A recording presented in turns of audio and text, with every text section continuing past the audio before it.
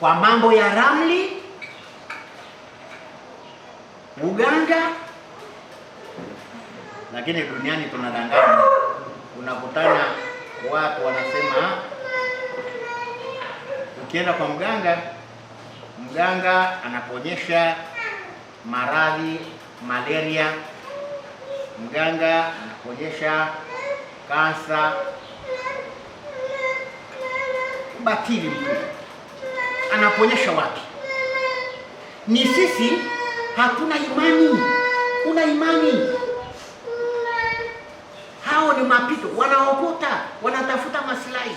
Wao wameshaona Mungu, wanadanganya wale ambao wanatafuta maisha. Ndio maana watu hata leo hii wanauana. Kwa nini? Kwa sababu wanataka wapate. Wewe ukipata pesa au mali za dunia hii, wakati unajua umeipata kwa kuteketeza ndugu yako, jirani yako, itakufaidisha nini? Maana safari ya maisha ni moja. Kwa Mungu umetoka na kwa Mungu utarudi. Kwa hiyo manake kama mimi niwe shahidi pamoja na mapungufu yote, lakini lazima niambatane na Bwana wangu,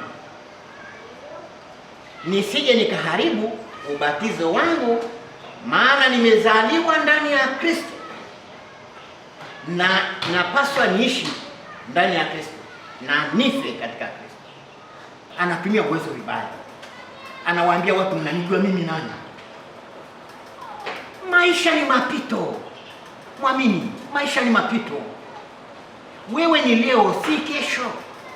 Mathalani mwanadamu angelijua siri ya maisha yake, kwamba kila kunapokucha si kwamba unakuwa unaishia. Kwa hivi unapoishi, ishi maisha yako, uishi na watu, maana watu ndio watakao kufariji maisha yako, sio vitu.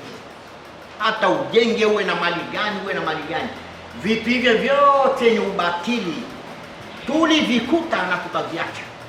La msingi